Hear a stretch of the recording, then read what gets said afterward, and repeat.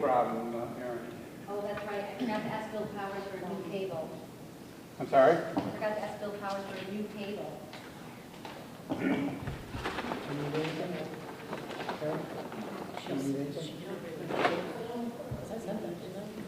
I think I have. We are live, everybody. We are, okay.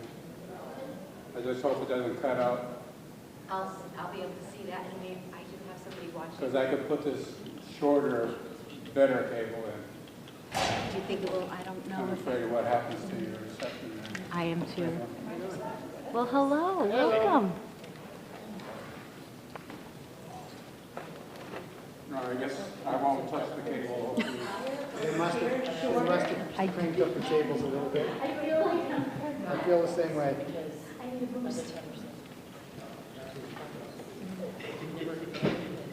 are live. Gerald works with our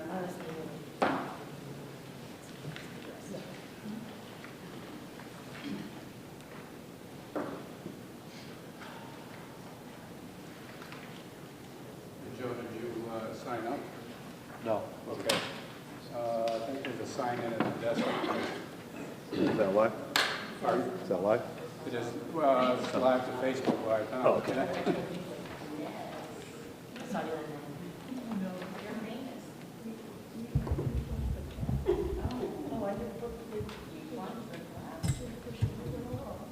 Just don't tell them. I told her.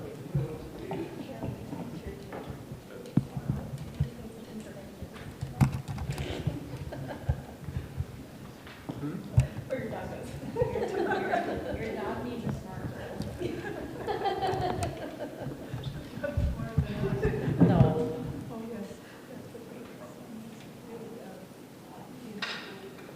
Well, they train you to train the dog. Yeah.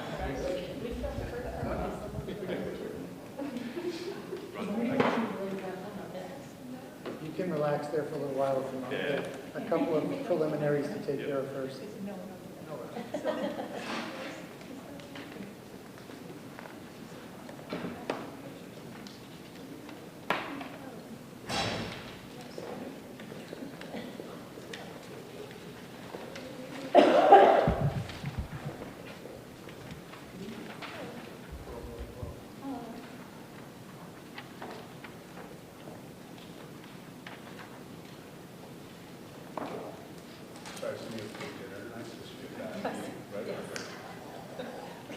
Everybody's like, what are you doing? I'm like, you have to understand, he wants 2 days in a row. He's got high hopes. You should have seen his face last night. He's like, I think it was 35 minutes. I mean, So since you haven't been it here. was good discussion, good, solid They discussion. go right into executive session and go on another one. Monique called me to wait. Did she? You're not allowed to executive session. Then they come back.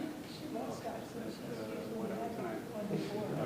It can be 5 minutes. Yes. An hour sometimes. Yeah, right. Yeah, thank you. Thanks, man. I think you should have to have it around. I have a bit of a cold today, so I'm just wearing these to look at everybody. I had COVID over break, so it's like I'm getting everything. Hold that won't go away, right?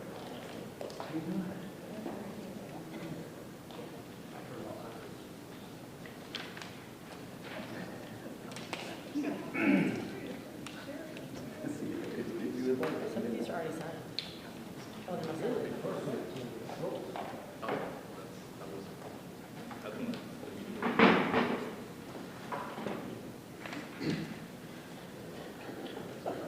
Yeah, it's not Sorry, that was just fun.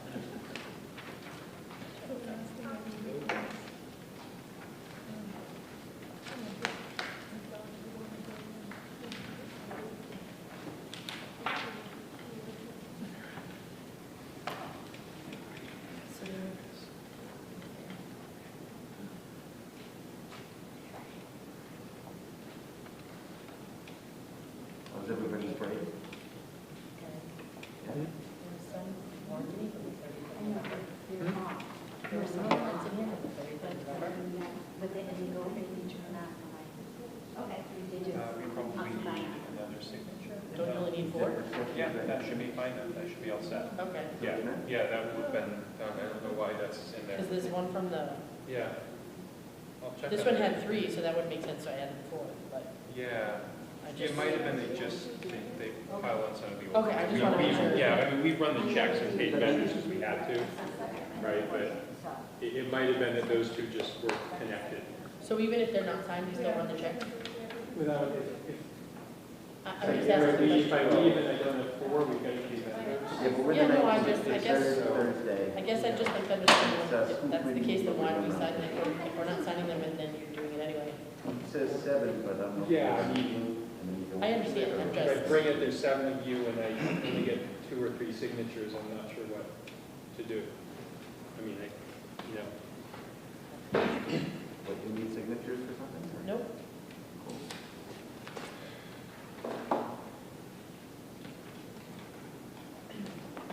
Marla, how you doing? It's good. Merry Christmas, Happy New Year. Thank you. Sorry I wasn't able to see you before the holiday. I was You did? sick the week, Oh, wow. but I didn't have COVID. No, I'm gonna.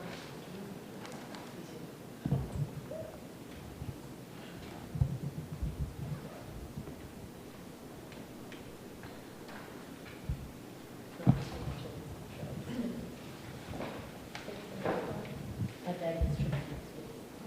We'll check it out. You need that?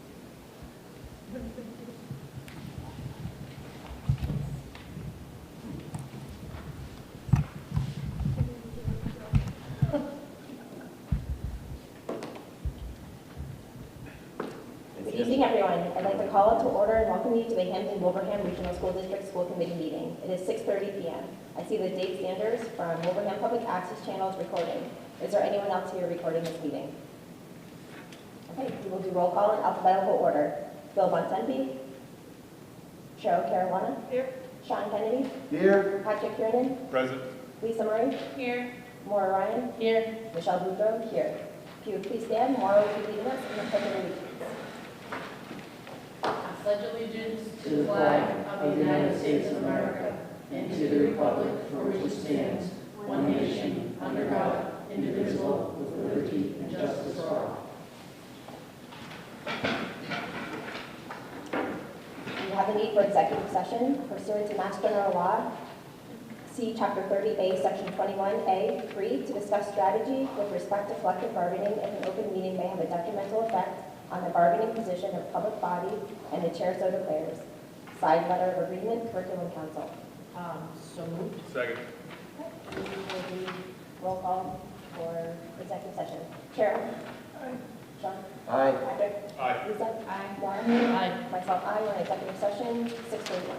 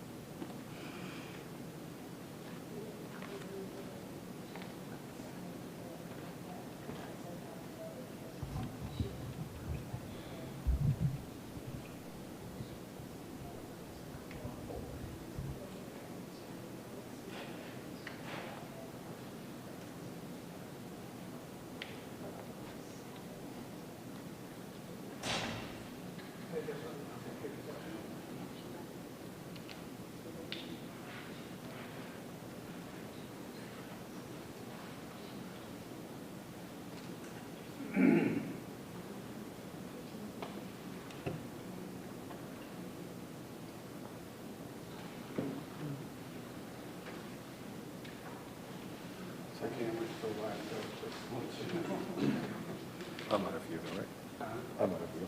Yeah, I can hear you.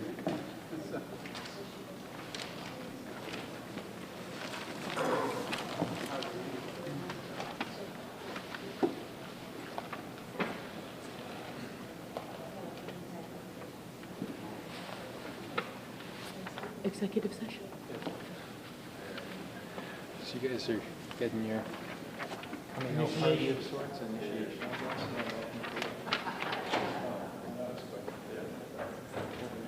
No. Yeah, good enough.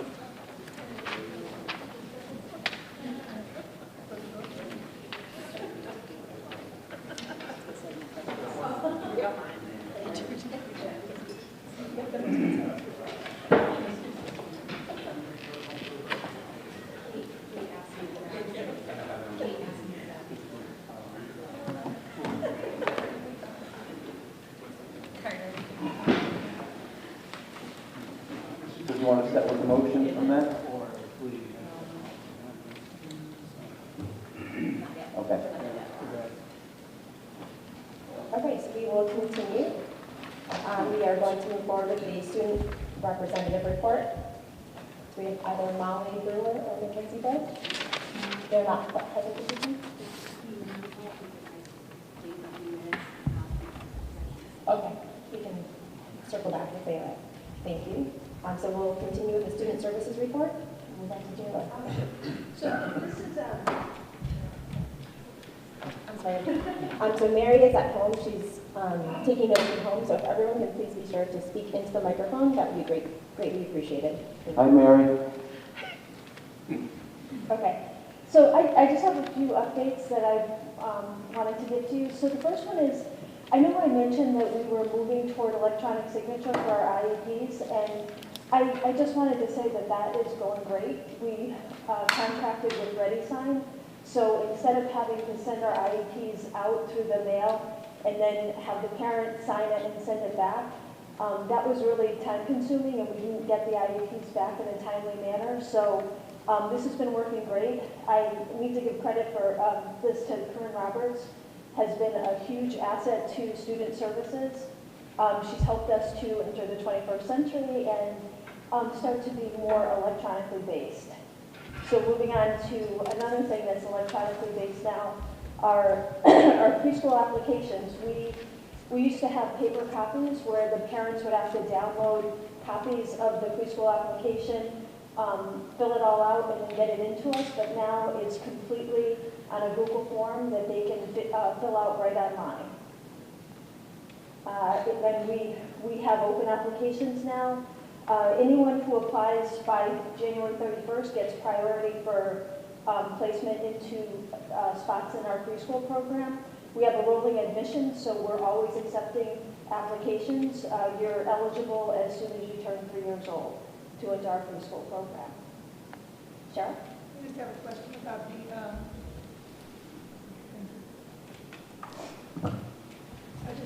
have a question about the electronic signatures. For those people who maybe just have phones but don't have access to internet, which was quite a bit in the 2 years during COVID. So we always give the option to receive the IEP through paper means if they don't have access to internet. Oh, I was wondering if they could do it through their phone.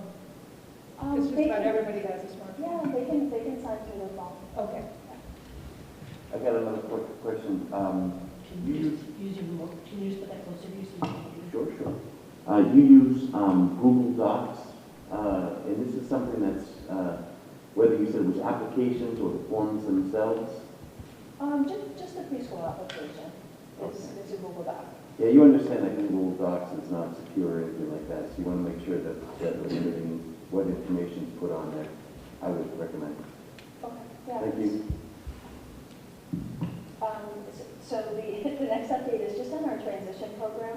I know I mentioned to everyone that we started an internship program with one of our maintenance supervisors. Hwrsd is training 3 kids to do everything that maintenance staff does, and he had his first opportunity after training by her. He went into Stony Hill School, and it was his first day being able to pretty much function in a custodial capacity in another building besides CWB.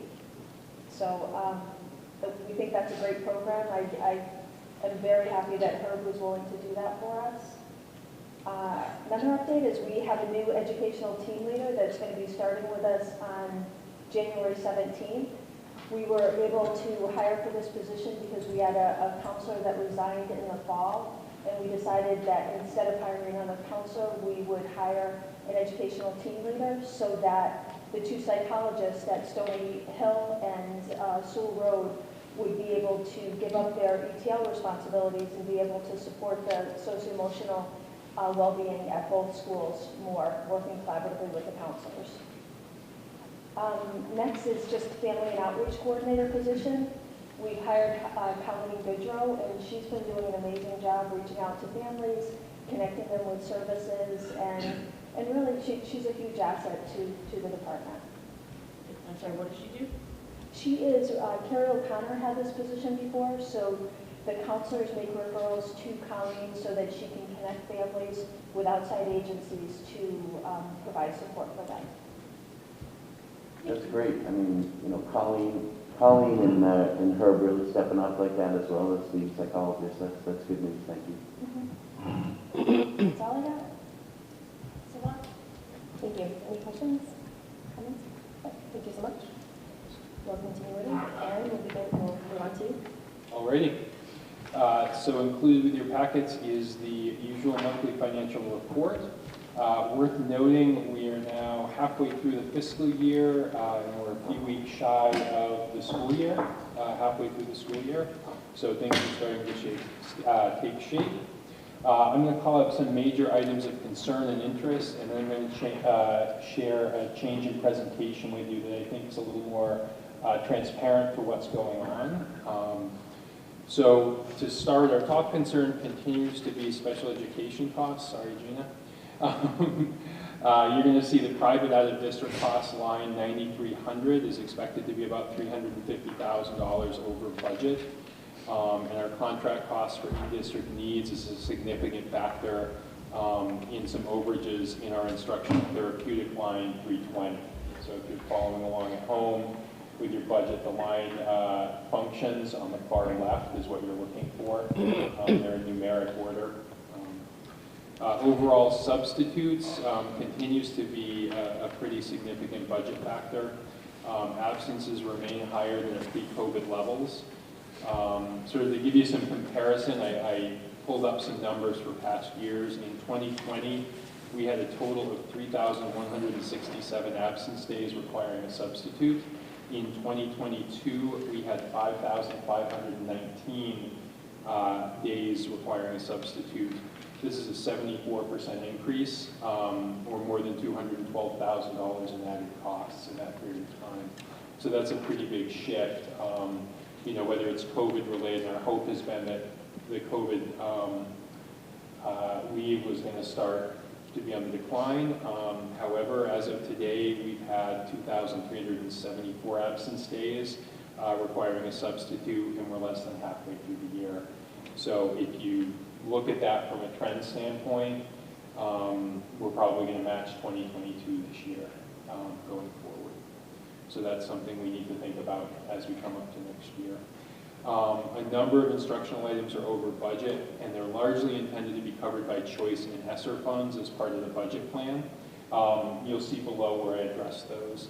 The added Minnetonka High School assistant principal, line 2210, will be offset by school choice funds, while some added instructional support will be covered by ESSER funds. Instructional support can, to some degree, be covered into fiscal 2024, so if we do have that need, we are going to be having conversations about how best to use our ESSER funds in the next year and utilize that, whether it's adjustment counselors, instructional support, or a combination of the two. Assuming we retain our commitment to choice at Minnetonka, the added administration will be covered as well. So as you'll recall, we upped some of our choice numbers a little bit at Minnetonka, given the decline in counts, and the intent was that that would cover the cost of the added assistant principal. Natural gas and electric rates have increased significantly since the 2023 budget was passed. That's represented in heat and utilities, lines 2120 and 2130. We're planning for increases in both of those lines as we prepare the 2024 budget. So again, those were a lot of the inflationary pressures, particularly as we talk about energy costs, were something we just didn't plan for as we were planning the 2023 budget. Insurance line just here considerably over budget. This leads into sort of my formatting change that I spoke of. In the past, these lines were offset by our choice funds directly in our budget report through what's called a contra account that was established. This led to some confusion around the actual cost of health insurance, and I feel like highlighting the true costs and demonstrating the available offset at the bottom of the report is more appropriate and transparent. So rather than seeing a line item that is vastly below what the true cost is, you are now seeing the true cost with the offset reflected below. Where is that? I'm sorry, I'm a little So if lost. you go to the very bottom of the report, there are two lines. I'm going to work on continuing to add some items. You will see that choice not yet applied to the budget is $835,000. Can you tell me what function line? It's actually in the notes section. If you go all the way down to the bottom of page 2, Okay. to the that's bottom right. of the Sorry. entire report. Hold on. So there's $835,000 that we've budgeted in choice funds and ESSER support of $450,000, but we have considerably more than $350,000 of ESSER funds available to support the budget this year and next year. So you'll see down below I've included the budgeted ESSER offset of $350,000 as well. And so if you add those up, our true available funds is in excess of $1,620,000, which is definitely below where we were at this point last year, but within, I think, the realm of what's realistic to expect given some of the challenges we've had. So again, we do have significant ESSER funds. We've managed to salvage a fair bit of ESSER, and we can apply considerably more to the budget if needs be. And look at where it makes sense to do that. As the year progresses and we move expenses from the general fund to choice and ESSER, what I'll do is I'll in turn decrease the choice and ESSER amounts that remain available. So it will sort of demonstrate what remains available and what's been spent on choice and ESSER as we pull it out of the general fund budget. So we do a process of journal entering expenses from one account to another. And so as we go through the year, we will take those funds from the general fund and put them into either the choice account or the ESSER account as the year progresses. And we'll start doing that very soon. So I will reflect that probably in the next report we provide. Sort of on a final note, a lot of the items I've shared were over budget for 2024 this year and 2024 are consistent among other districts statewide. I'm routinely in communications with colleagues throughout the region. I'm also on the Business Administrators Listserv, and these are common issues and concerns for every district in the state. A lot of it comes from increasing sped tuitions, increasing costs, and increasing numbers that everybody's facing right now. Most districts I'm talking to are looking at potential budget increases in the 8% range right now. So that's the news. As is printed. Yes, sir. I saw the memo that you sent out yesterday about the lighting. About what? The lighting. Yes. Sorry. The memo that you sent out about the lighting. Yep. So. Yep. I did have a couple of people who reach out to me about it. Mm-hmm. If we can just update the folks in. Yeah. So the day before break started, we received word from our vendor who was supposed to do the work over break that they would not be showing up to do the work over break. So we are back to the drawing board. As I shared, this remains a proprietary product. So, I think we shared the cost of pulling out the entire lighting system and replacing it with an entirely new lighting system would have been in the millions of dollars. We've managed to do that for substantially less. Unfortunately, it retains much of the same systems The system is still a proprietary system owned by the parent of a parent of a parent company now. The original company was bought multiple times. So we are hoping to schedule something as soon as possible. This is a multi-day job, so it's not something we may be able to do over a weekend, so we may be forced to extend to February break. So do we have a contract in place with them that said that they were gonna do this work? Was it in writing that they were gonna do this work during that time We frame? do not have a strict contract that states this. Did we have anything in writing from them saying that they were going to do the work that week? Oh, we certainly have Because I emails. think we need to, I'm hoping that you're going back to them to say that we're not obligated to pay them in full Sure. if they didn't meet the date and the time frame that they're, because this is now becoming a disservice to us that I think we need to look at charging them back for some of the electricity costs. Mhm. Especially if they've committed to doing that and meeting that time frame. Agreed. Any idea of the electricity cost overruns? Throw out an estimate. I know a couple of people had asked. I don't have an estimate with me now. I could get that. We could look at energy costs last year versus, last year actually we had the lighting issue as well, so we'd have to literally go back 2 years and figure out the sort of cost differential, but we can certainly do that. You might have to go back and help others with that. Right? Hmm? Right, you might have to go back and put it on that, because that's going to put you right in the middle of COVID. Yeah. A lot of your lighting hasn't been on. Right. We have to go back to 2019. Yeah. Yeah. But it'd be interesting to see and how much money we've actually spent on this, because I think it's important for people in the community to understand, how much this is costing us. We should see if we can recoup some of that cost back from the. Since hearing, it's been our intent to do that. It's just been such a short time frame. We've had break and things like that, but we're going to pull that up and try to hold their feet to the fire as much as possible. Okay, thanks. Is Reflex Lighting the provider or the technology owner?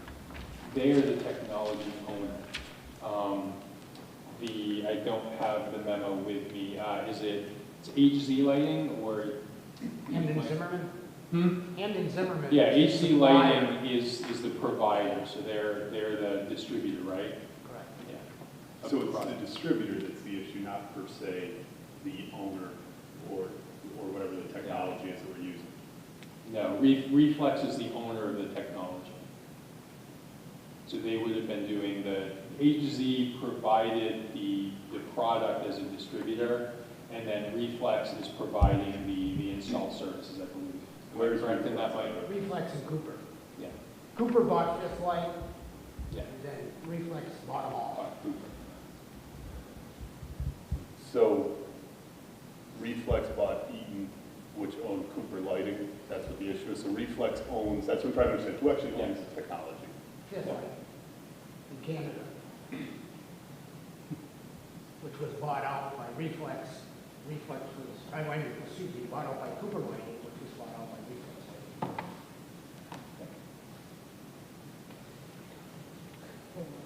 Thank you. Any other questions? Thank you very much. We're going to circle back to our student representative. Molly, thanks for being here. Happy New Year. Thank you for having me. Happy New Year. Sorry for being a little bit fashionably late, but okay. Okay, so child hockey is playing BC High at Kenway 12th, so buy your tickets. I probably won't be out there, but root for them is already there. Friday, tomorrow, Theater Workshop is having their production of Everyone Gets Eaten by Sharks. Also, finals are quickly approaching, January 19th and 20th. We're having our exams. They're both half days. The first day is just for the high school, the second day is for the district. Above the Influence Club is hosting a clothing drive for the Mira Vista Behavioral Health Center from the 3rd to the 30th. I've already seen a bunch of donations piling up, so that's good. Student Council is having a dine-out fundraiser on the 11th at Chipotle.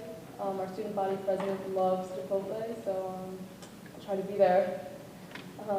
Student Council is also going to Hyannis for their state conference in March, and we have 16 people who could go, so the 16 were announced today. And then Student Council is also having a Build a Snowman can drive for this local survival center, which the teacher that gets the most cans under their name has to dress up as a snowman. That's coming up soon, should be around January. And don't worry, I did get into 2 colleges updated, so don't worry. Yeah, absolutely not. Which ones? So far, I've gotten into Stonehill and St. Louis with, so they both gave me scholarships, which I'm happy about. 7 more to hear back from. Still early. Still early. Congratulations. Thank you. Any questions for Mama? Were you at the basketball game? I was not at the basketball game, are they doing good? I walked by, I saw them steal the ball, come up and do a layup, so I was like, that's great, I don't know what the score was, so. And they just put me in. There you go, definitely. Thank you very much. Congratulations. Thank you. So it's gonna flash, don't worry. We're going to continue with new business. We'll move on to time on learning.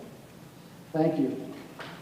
At the last school committee meeting, a concern was raised about equity of learning opportunity for middle school students at Green Meadows based on the later start time they have on half days. I responded that we don't measure learning from student drop-off to student pickup. We count the actual structured learning time as defined in the regulations because passing time, lunch, recess, etc. are not the same at all schools. We also have a regulatory obligation with respect to structured learning time. So that's what we pay attention to as administrators, whereas the length of day is discretional within the scope of the contract. One of the things that I did after that meeting was look at the middle school schedules at both Wilbraham Middle School and Green Meadows to take a look at their actual structured learning time. The result of this calculation is in your packet. As you'll see, we don't have an equity issue. Directing your attention, you'll see that there are 977 hours of structured learning time scheduled at Green Meadows and 976.5 hours of structured learning time scheduled at Wilbraham Middle School. So the principals did a really good job of matching up their schedules so that students are being treated fairly at both schools. However, we have an adequacy issue because by regulation, secondary schools must have a minimum of 990 hours of instructional time for students.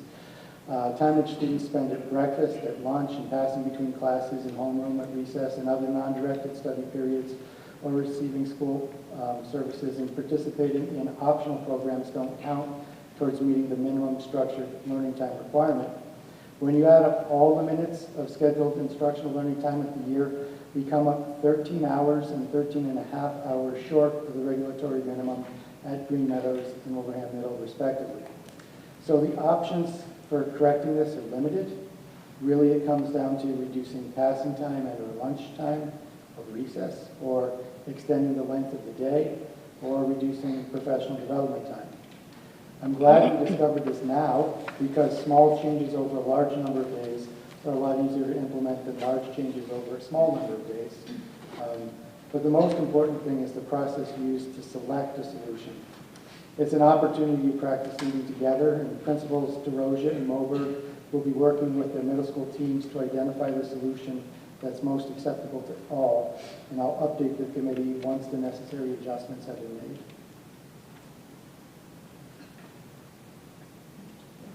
You're welcome. Has this been consistent throughout, did we go back and look at years past? I did not go back and look at years past. I do know that additional professional development days were added recently. My suspicion is that that may have pushed us over the limit, or under the limit.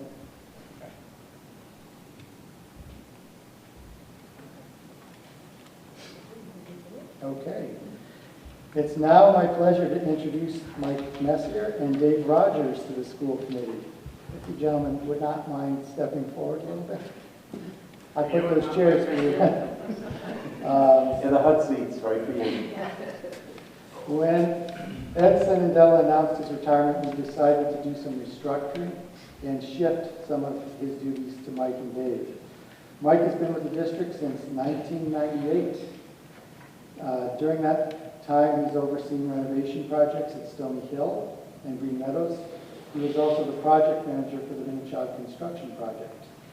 Dave has been with the district since 2017 and he worked his way up from facilities technician to the role he's currently serving in. In addition to his facilities work, Dave has been very involved with the Safety, Wellness, and Emergency Action Team. He coordinates water quality testing and pest management for the district, as well as the district's emergency threat alert system, and it's my pleasure to introduce them to you all. Welcome.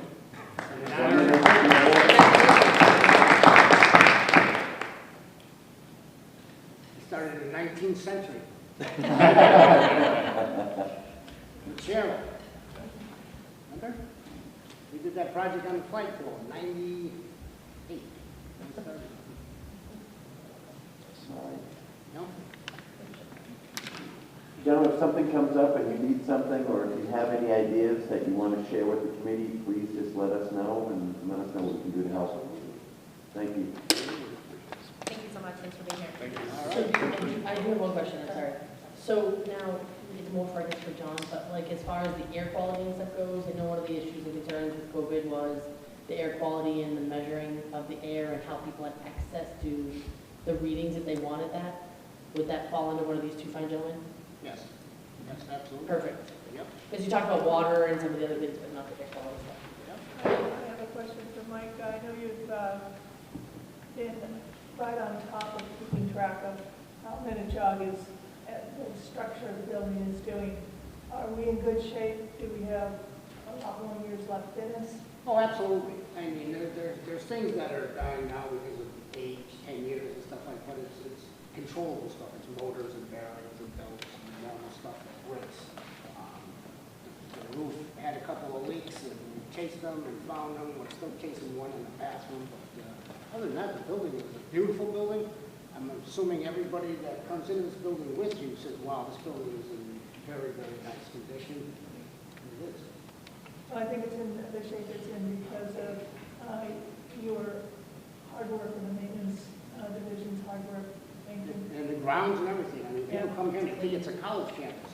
And Yeah. they really, really enjoy being here. I enjoy being here. Thank you. Yes. Thank you very much. Nice to meet Both you. gentlemen, thank you. Could we instruct Ronnie to just send both of these gentlemen an invite to the roundtable on the 19th? I'm sure there's going to be questions about school facilities. Twice a year, we have a budget roundtable. We'll meet with committees from both towns to look at budgetary issues. And so it'd be great if we could have you there because questions always come up about capital projects involving the schools. So you guys would be the gentlemen to answer those questions. Come have fun with the rest of us. Been a minute. That one's a fun one though. This has everybody at it. Great. Thank you so much. Thanks for coming today. Thank you. Thank you so much. Enjoy the rest of your your year. Bill, Mary's taking notes from home, so if you can just talk into your microphone so she can hear it better. No, you're right. Thank you. So we'll continue with old. We will continue with old business and move on to the vote for the side letter of agreement for Kevin Council. John or Aaron, you want to? Sure. Since the position of curriculum council has been created, we've had a few brief discussions at the committee about moving that stipend to Appendix B. Our attorney has drafted a side letter that accomplishes that for a 2-year period. It does have sort of a natural ending so that if we're unhappy with it, we're not bound to this forever. If we are happy with it, we can make it part of the successor agreement when the new contract is negotiated. I have shared this with the union and they're satisfied with the agreement too, so I would request a vote to approve. Motion approved as written. Second. You're not. We'll do it. All in favor vote? All in favor? Aye. Anyone opposed? Okay. Motion carries 7-0. Continue with the grant writer. Sure. So earlier Aaron was talking about the business managers listserv. There's one for the superintendents as well. And one of the most common uses of the superintendent's listserv is to share information and experiences about positions that districts are thinking of creating. And after our last meeting, I had planned to reach out to colleagues to solicit information about job descriptions, salary ranges, and general experiences with grant writers. However, one of my colleagues, who I think is also considering the same possibility, beat me to the punch by asking all this on the listserv in the form of a survey. So the responses indicated that at least 20 districts have grant writers. In half of the districts, the position is part-time and half it's full-time. So far, I've been able to gather 2 job descriptions, which I've put in your packet. And I've been able to speak to one colleague at length about the way the position works in their district. Both the job descriptions you have fall into the part-time camp. In one case, the position is split between clerical duties and grant writing. In the other case, the position is split between cooperative education and grant writing. To pass on a little of what's been shared with me, one of the superintendents explained that the work is cyclical, so it's helpful to pair it with other duties so that when there are lulls in the grant writing work, the person has some other useful functions they can provide for the district. I was also advised that this is a very trainable position, so if we don't hire someone away from another district, we could grow our own. And we talked about both of those options last time as well. The keys that I've heard, if we do go down the pathway of growing our own, is to pick someone with excellent written language skills, which may be obvious, but share that. Also, I gathered a little information about what might be a realistic expectation for a part-time grant writer, and I think that the likely annual production of the position would be measured in hundreds of thousands of grants rather than millions. It's also able to gather some information about salary ranges in our part of the state, which seem to be in the range of 80,000 to 100,000. But again, those are usually part-time positions where part of it is grant writing, part of it is something else to make a full-time position. So I think I have a good chance of gathering at least one more job description and speaking with at least one more superintendent, and I'll pass that information along as well as we think about how this position might look in our district.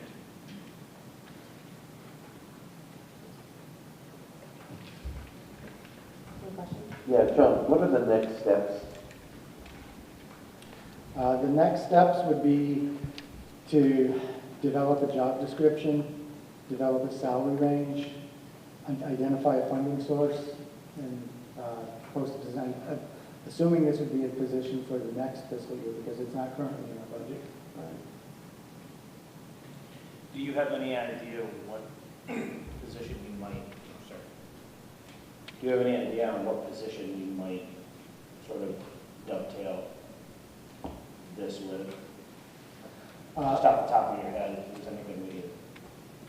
I do have some ideas. I haven't had a chance to discuss this with anyone, but I would say that it's been my impression that we're a little underpowered in special education administration.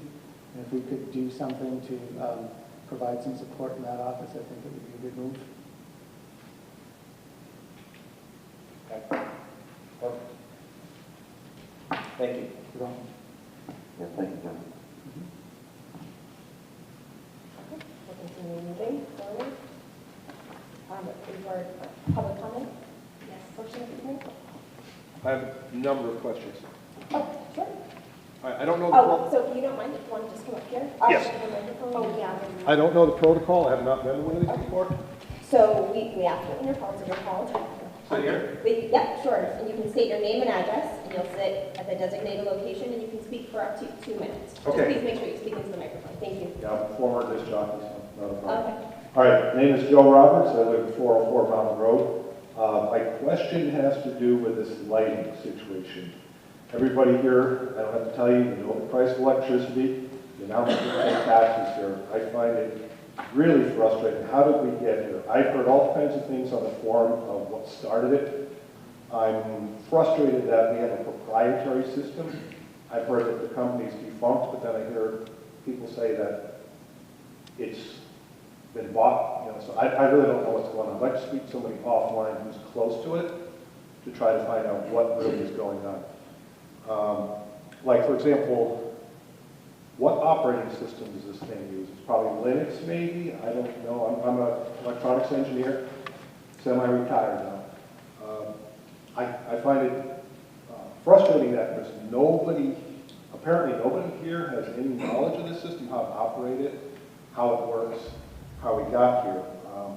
Do we have like a list of IP addresses, a map of this whole system, or does the contractor keep that as personal or private information. We should have full diagrams of this system, and somebody in this, within the school should have some basic knowledge of how it works and how it operates. Let's see here. What was the reason the vendor said they couldn't show up? They actually had been under the impression, I'm sorry, would the committee like me to answer? Do you want to finish your statement and then? Well, that's pretty much it. I'm frustrated as a taxpayer. Taxes have gone way up, and when I loathe waste, and I'm seeing it here. People are always saying, we need to conserve money, and I ran quick. I just had to guess at how many kilowatt hours was burned based on estimates, and it's well into the thousands of dollars. And it's probably higher, yes. No, I'm just saying your time is up. My time's up, okay. Thank you very much. Thanks, Will. Thank you. How do you? I'll take care of it. Thank you.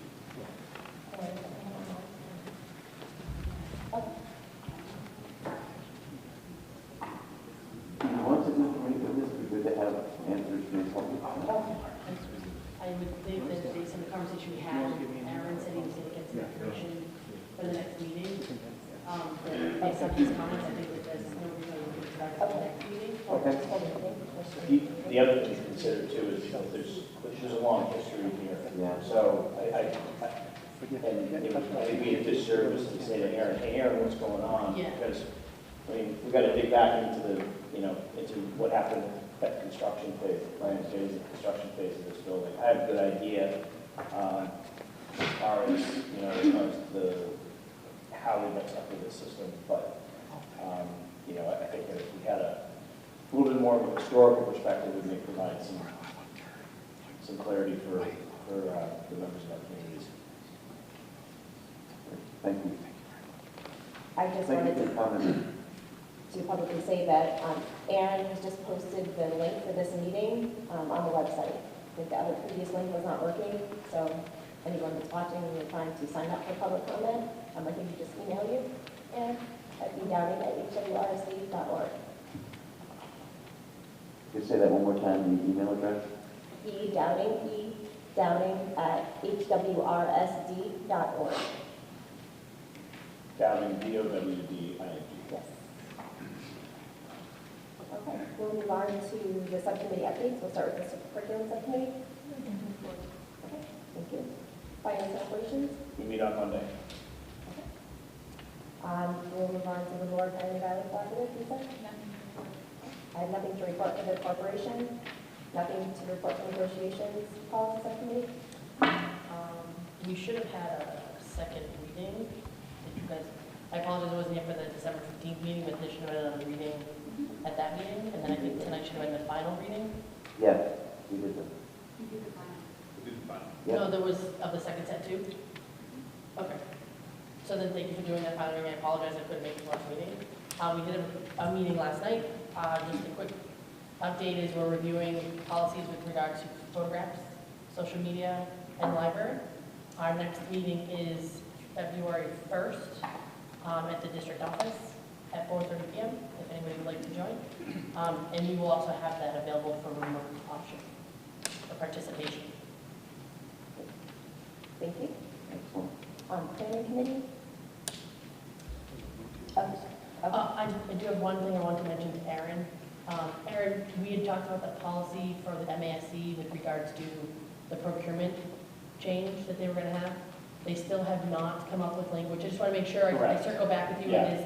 I've been watching the newsletters and following up with the MASC just to make sure we get that to you as quickly as possible. Great. As it's available. Yep, thank you. They're still waiting on the Office of the Inspector General. Yeah. So I just wanted to circle back with you. Have we set up a meeting for the planning committee yet? So we're looking at Tuesdays, and it's just about coordinating which Tuesday will work for this month Great. with all of the numbers. So you should hear more. I'm available on Tuesday. Perfect. So we move on to the consent agenda. Make a motion to accept the consent agenda. Second. Any discussion?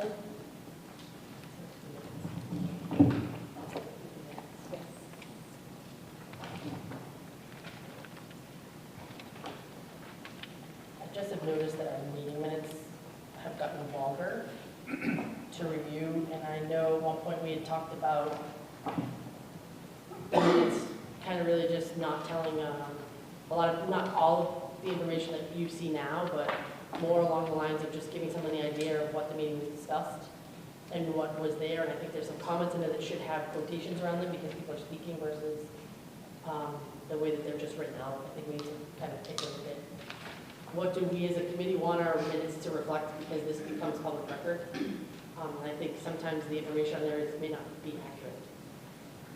That's why we have these votes, so if you see something that's not accurate or something that you said, you can always bring it up and have it changed beforehand. But I understand what you're saying. I'd just like to see them a little bit shorter. I like them long. I think the more information out there, the better. Speak less. We did have the discussion last year, at one of our meetings last year, that they would be more of a summary, and now that we do have a more reliable streaming source, and I think people are, we're still working on the sound, but I think that people are able to follow the meetings and hear what we're saying with live streaming. So I think that can help. So if people are looking for more details, they can certainly review the video that is posted online, if they're looking for that level of detail.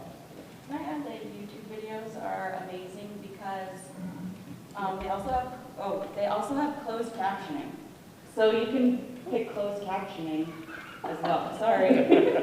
So I apologize, I'm not laughing at you. That came up last night at our policy sub because he was recording the meeting that it needed to have translation for how I talk. Oh. And so that's why Patrick started to laugh because it needs to be like a Worcester version of. I thought it did. I haven't checked that out yet, but I thought it did a pretty good job of the closed captioning. I was like, ooh, now I have to go back. Sorry.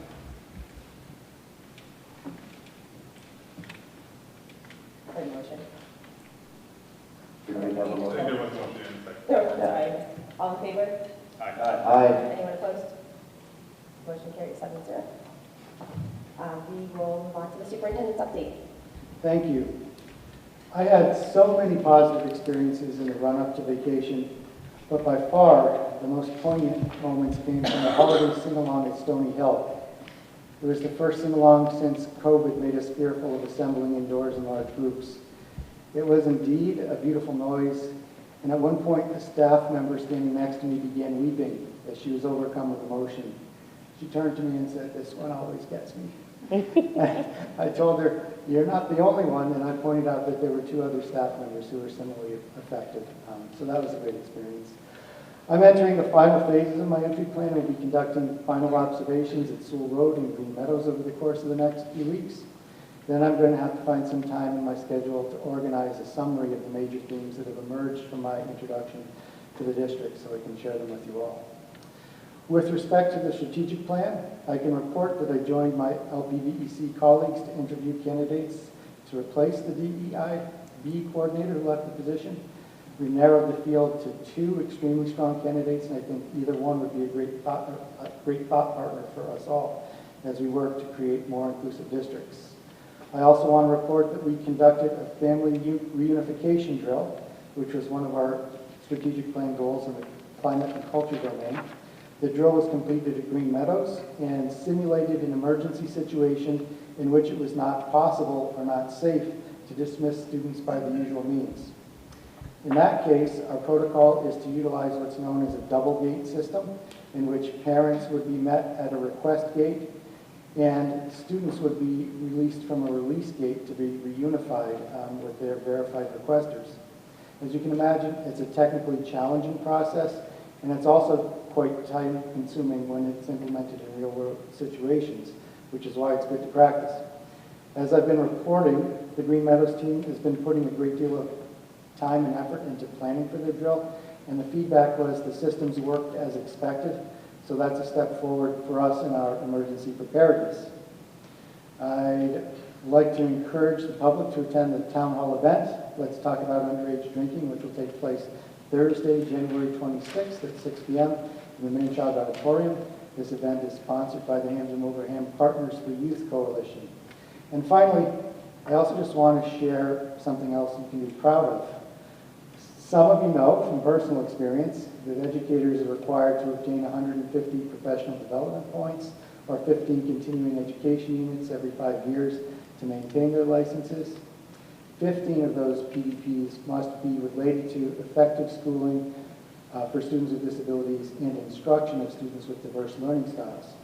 The Massachusetts Association of School Superintendents is currently offering a course that meets this requirement for administrators. The class began yesterday, and I was happily surprised to find that a third of the active administrators enrolled in the course were from our district. So we're definitely punching above our weight, and I believe the course will help our administrators build their capacity to meet the diverse needs of all learners, which is one of our strategic plan goals. Above all, I think it shows that we are committed to learning and growing together so that we can better serve our students. And that's my report. Thank you very much. Any questions? Okay, anything from future agenda items? Right now we have approach the foreign language of the district. What are students doing post-graduation and what do we value? Could we have a vocational night or an LPVEC night? It struck me at our last meeting that there was conversation about vocational need, yet we have, I would think, a role and we pay to an extent, right, to be a member of LPVEC, and there may be an opportunity there. So if we get a greater understanding of the offering, and as we just look at the district, would be incredibly helpful. Thank you. The other thing is I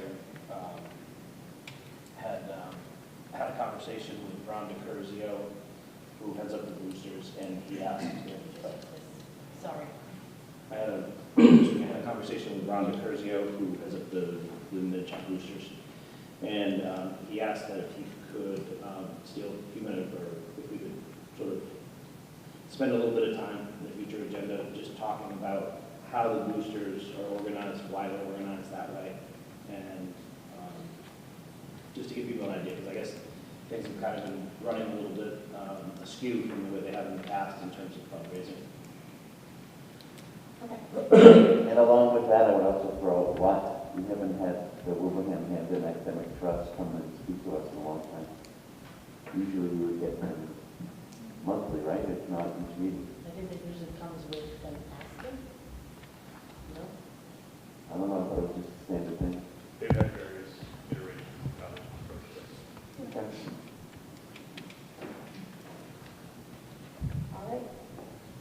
Motion to adjourn. Second. All right, roll call vote. Bill? Aye. Cheryl? Sean? Aye. Patrick? Aye. Lisa? Aye. Maura? Aye. We are adjourned, 7:21. Thank you. Good night, Mary. No. Thank you.